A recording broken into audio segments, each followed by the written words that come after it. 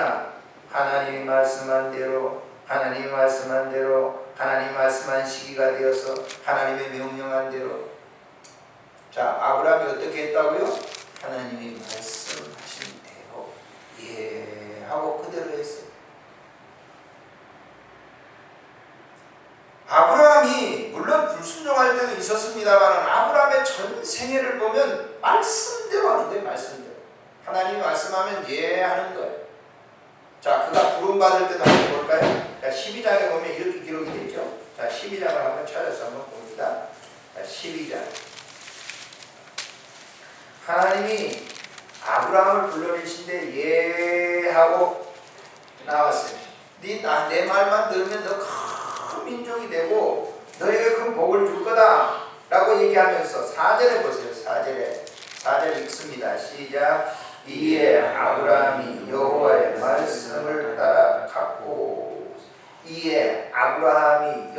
말씀을 따라 갔고 15장에서도 보면 하나님의 말씀대로 아브라함을 하는 거예요.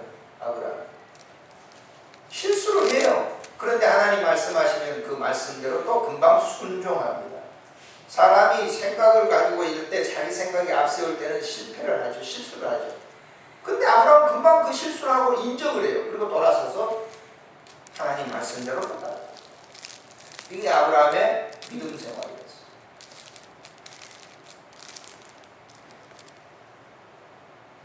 하나님의 말씀이었기 때문에 한번 생각해 보십시오.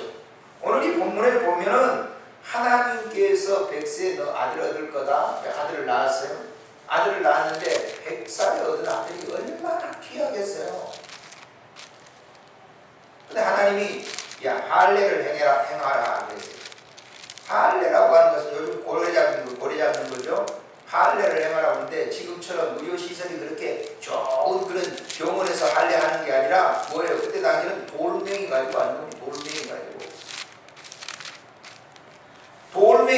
표피를 벗겨내는 거예요. 근데 여러분 한번 생각해 보세요. 사람이 화장실에 갈 때와 나올 때와 다른 것처럼 아들을 주었어. 너무너무 귀여워. 눈에 넣어도 아프지 않는 아들이에요. 사람은 또 어떻게 했어요? 자기가 전혀 애 낳지 못하다가 애를 90살에 낳았으니까 이 아이가 얼마나 귀엽겠어요. 그런데 여기 성경에 보니까 자, 이 4절에 보니까 그 아들 이삭이 낳은 지 8일 만에 그가 하나님이 명령하신 대로 하나님이 말씀하신 대로 뭐 했어요? 할례를.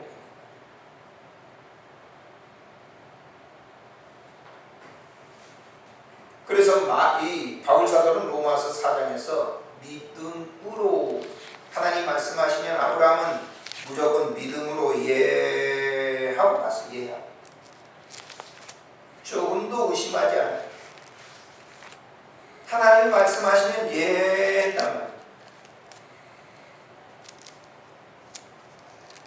100세 아들을 주겠다라고 했는데 예라고 따라하는 거예요.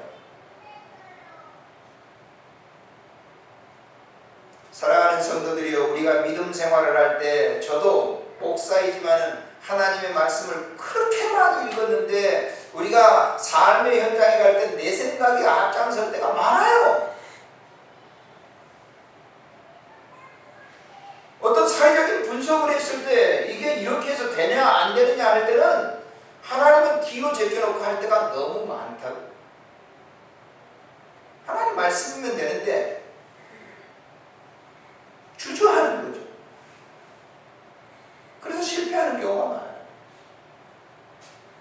그러나 그런 실패 속에서 다시 지금 주님이 말씀하신다 예 하고 그대로 가는 것이 목사.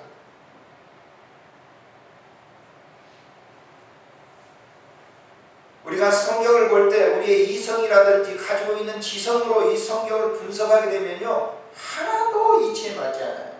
안 맞아요. 우리가 지난주에 말씀을 생각해 봤듯이 베드로가 깊은 데 가서 그물을 내리라 안 맞아요. 근데 그물을 내렸으니까 고기를 잡는 거예요. 2015년 살아가는데 우리의 삶의 여정이 녹록하지 않습니다.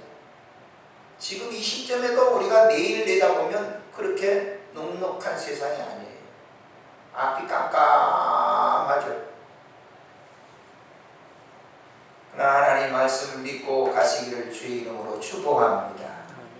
주의 이름으로 축복합니다. 하나님 말씀을 믿고 그대로 가는 거예요. 주저하지 말고 말씀대로 가고. 자, 예수님이 하나님의 말씀으로 이 세상에 성육하셔서 오셨어요.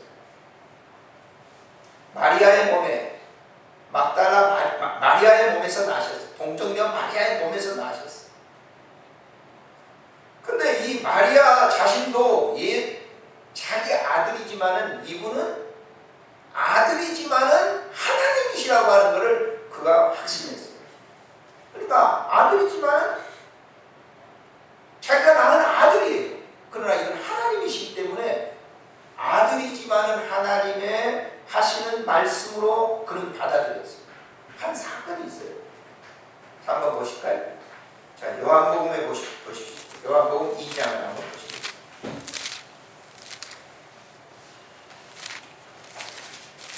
1절부터 한번 읽겠습니다.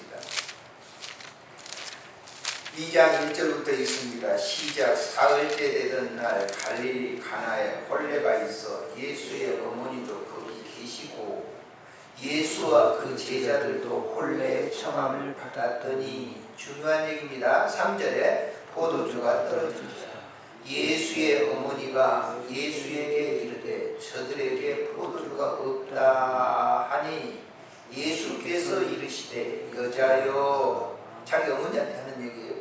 여자여 나와 무슨 상관이 있나니까 내 때가 아직 이르지 아니하였나이다. 5절에 읽습니다. 그의 어머니가 하인들에게 이르되 너희에게 무슨 말씀을 누가 하는 거예요? 너희에게 무슨 말씀을 하시든지 그대로 하라. 누가 그렇게 얘기하면? 예수께서 얘기를 하면 너희들은 그대로 해라. 누가 하는 얘기예요? 마리아가 얘기해요. 마리아는 자기의 아들이지만 이분은 하나님이라고 하는 걸 알아요. 구약에 하나님께서 말씀하신 그 모든 일들을 그대로 이루셨던 그 하나님이기 때문에, 자, 혼례집에서, 혼인잔치집에서 포도주가 떨어졌다니까요. 이게 낭패죠, 낭패. 결혼 예식장에서 포도주가 떨어졌으니까 낭패죠. 지금은 이런 얘기를 하면요, 사람들이 낭패라고 하면 가서 저 가게 가서 포도주 사면 되죠, 이래요. 당시에는요, 포도주가 떨어지면 살 데가 없어요. 동네도 구워지지도 않아요. 결혼식이 있으면 미리서 포도주를 잘 준비해 놓은 거예요. 사람들이 많이 와서 지금 잔치집에 와서 자기 포도주가 떨어지는 거 주인이 낭패죠. 신랑 신부도 낭패인 겁니다. 그런데 예수님의 어머니가 이 종들에게 포도주를 나르는 종들이, 포도주 통에 있는 포도주를 날라가지고 연회장에다 갖다 바친 그런 이 종들에게 말을 하기를, 야, 예수님이 니네들에게 말하면 그대로 너희들은 그대로 순종해라. 따라해라. 그대로 해라. 그랬어. 그랬더니 한번 보세요.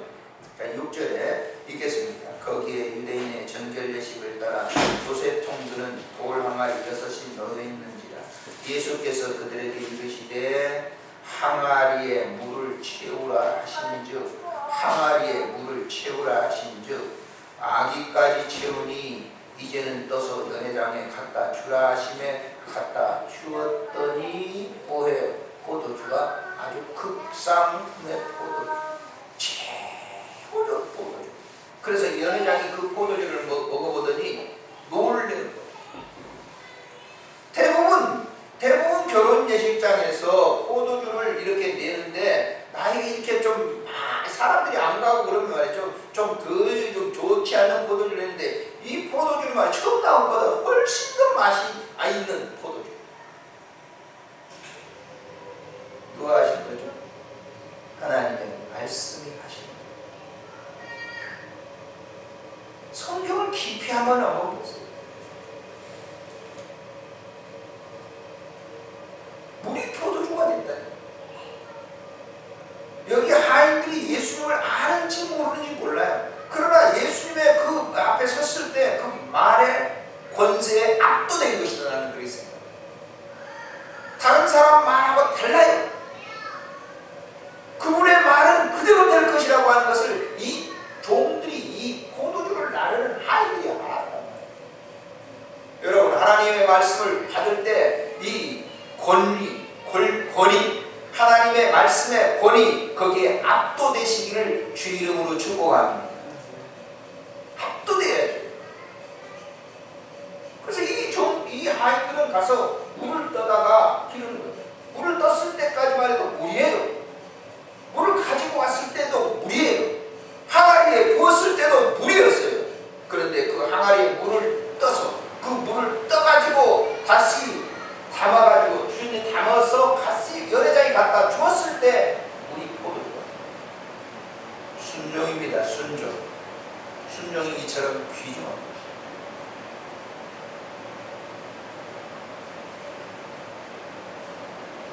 하나님이 말씀하신 거라고 하면 그대로 순종하시기를 바랍니다. 우리의 생각과 우리의 이 관념과 우리의 이 지식과 우리의 모든 이치가 맞지 않는다 할지라도 그대로 순종. 오늘날에도 그런 역사가 너무너무 많이 일어나요.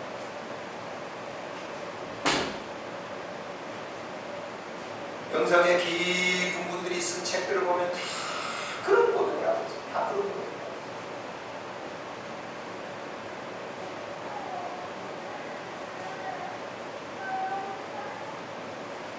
우리의 이 삶 속에 그런 신앙의 체험이 있을 때에 우리의 신앙은 더욱더 돈독해져요. 우리가 겉으로만 신앙생활하기 때문에 굉장하게 무기력해져요. 신앙의 무기력성. 하나님이 계신 것 같기도 하고 안 계신 것 같기도 하고 전혀 주지 않고 그러면 더더욱 그래요.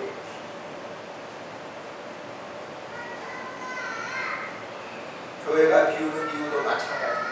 신앙의 체험이 없는 거예요. 교회만 다니는 거예요. 그러니까 우하게 사람들만 모여 다니는 거죠.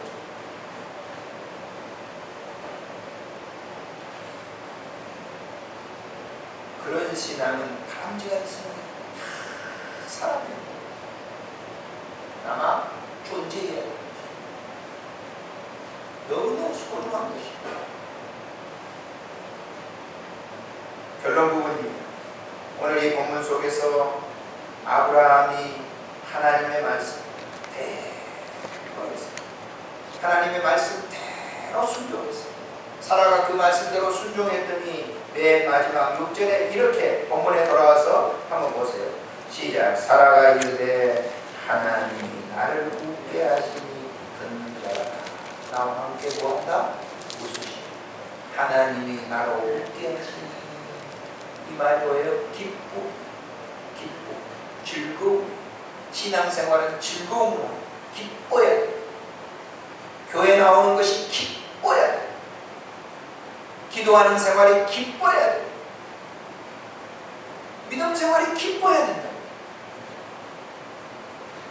사람이 보든 안 보든 상관이 없어요. 내 안에 주님이 충만돼서 기쁨이 있어요. 그 얘기하잖아요. 지금 살아가 이게 하나님이 나를 웃게 하시는 거예요. 92전까지만 해도 그런 거예요. 애를 낳지 못하기 때문에 항상 비통해하고 나는 성녀다.